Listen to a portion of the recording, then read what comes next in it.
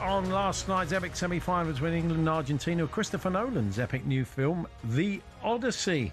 And let's hear from Thomas Tuchel, shall we? The man of the moment, the nation's favourite. He spoke to Faye Crothers. I heard this interview. I thought she did a great job with it, asked all the right questions, and included this one after they were dumped out of the World Cup. Do you regret making that decision now? No, I don't regret it. It doesn't help if you regret anything. You take the decision in the moment. Yeah, if you say it like this, it's a beautiful thing to simplify. I'm not a football coach though, so I'm simplifying it from a and this is okay. You can do that, and I took the decision. I take the responsibility, but I will not now go to a hypothetical approach because no one knows what would have happened if I put 3 strikers on. So if I put 3 strikers on and we lose the match, you will ask me the same question if I send the wrong message. So I try to help the team. That's my job. I cannot care about what other people in the end think about it. It's about I take responsibility for this. It's part of the job. It's no problem. For £5 million a year, I'd expect some kind of middle ground between Rorke's Drift and 3 strikers up front. Yeah. So that's a stupid thing to say. Ridiculous. Also, the question you didn't hear there was the one Faye put, like I mentioned earlier on, which was not just the regret, but did you think it sent a message to your players, your substitutions? And no, you can say that if you like. It was a kind of dismissive kind of audio wave of the hand, which I thought was a bit much. Anyway, Alan, the England fan, has got a lot to get off his chest. Caller. The thing is, the difference is it happens to be the former Newcastle and West Ham manager, Alan Pardew. Good morning, Al. Morning, guys. You okay? The floor is yours. Take it away. Well, what I thought I'd do was give you a quick analysis of what facts happened last night, and then you guys can chew over. So almost like a mini FA report, and you got to make your decisions, right? These are 5 facts that I thought I took from last night. First fact: Tuchel set up the team positive. Rodgers, Spence, Stones justified that call. Argentina looked rattled and overhyped. The referee was poor and was so lenient with continuous fouling. First half was intriguing actually, and Anderson around Messi had worked, although disgracefully he got the first booking. Second period, we remained the same up until we scored from a long cane pass into a vacant channel that I suggest was a tactical decision. Our reaction to that goal was poor. Argentina fueled by a desire to push and work us over. And now the facts that are important, I think. Fact 2, had Scaloni covered the faults made by Mexico and Norway when England had taken the lead? And the answer to that is emphatically yes, he would have. I worked with him. There's no way he wouldn't have gone over those facts. They worked the back line by overloading the sides, now putting dipping crosses into our box and shooting from the edge. Goalie and post saved us before breakthrough. Fact 3, 72 minutes, 3 offensive changes by Argentina, which you would expect. We changed Konza for Gordon. Right there was our biggest mistake. No offensive substitution at that time. Playing a semi-final, and we didn't use Saka, by the way, who was fit, to give us an outlet. So no tactical tweak to control possession and clear our box. Fact 4, 82 minutes, we changed Byrne for James, O'Reilly for Rice. Rodgers went to wing-back, O'Reilly to midfield. Team were now completely hamstrung as offensive force. Fact 5, 2 players, Rodgers and O'Reilly, playing positions never ever played before. One as a wing-back and one as a tight man, 3 midfield. 85-minute goal, 93rd minute winning goal. 96 minutes, Rashford and Tony, far too late. And this is the conclusion that I would have at the end of my report. In the fog of war, reality was lost. Fear, mistakes, and a rational organisation for the team was lost. In truth, the manager fed a negative mindset.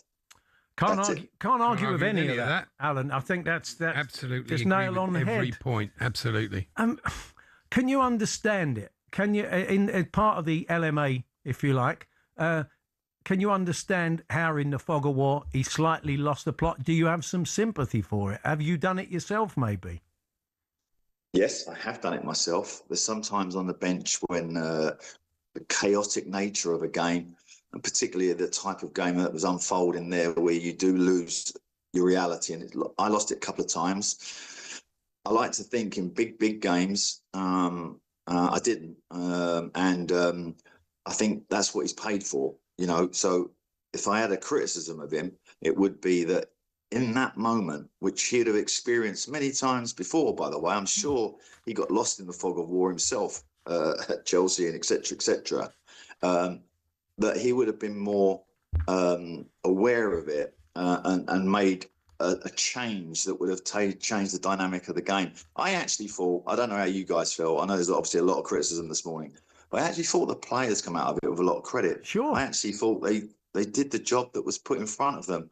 The only thing you could hold against them was the mentality of fear and the fact that they were dropping off. And I didn't think they got too much help on that front. Yeah, isn't that set? That's right. Isn't that set by the coach? When the coach makes defensive changes, and when you see more, the coach is basically telling you the way he wants you to play, isn't he? Correct. That's why I said in the end of that thing that I think he fed that mentality rather than kind of tried to change it.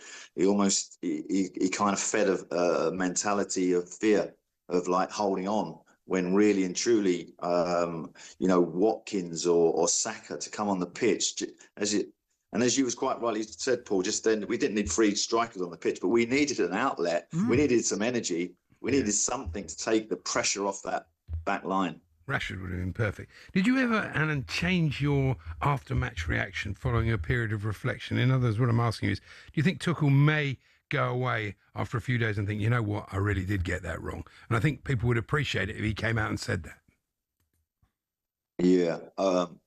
Well, I think there have been times in reflection that I've changed my mind. This is such a big decision for him to sort of go, look, okay, on reflection, maybe my changes didn't really help the team. I think that's possible from him. Obviously, we're going to have to go forward together. And I talk that as a fan and the England manager as he is and the FA. So I think there needs to be some bridges built with the public because my assumption is a professional one, but I think if you can ask any person who's ever played football, non-league or is above the age of, I don't know, even 14, would say what went wrong last night was quite evident.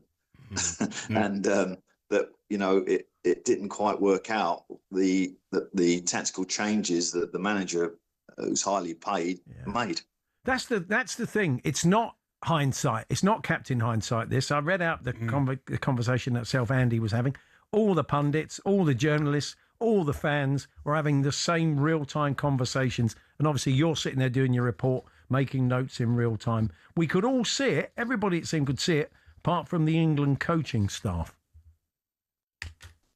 Well, I just think, the way I tried to do that was facts. They were facts of the game. So it's not like, it's an opinion or it's an assumption by me or by the pundits who have been chronicling what's gone on. They were facts. If you think Argentina hadn't watched Mexico and Norway and the errors they made by putting deep crosses in, long crosses, bit desperate in times from positions that weren't going to trouble us and we headed everything away. You think Argentina hadn't watched that and gone, right, okay, if we get in this situation, what we've got to do is work the sides, get a bit closer to the goal and be patient. And that's exactly what they did. Alan Pardew is with us, and we're going to talk about watching other teams' performances and how they react.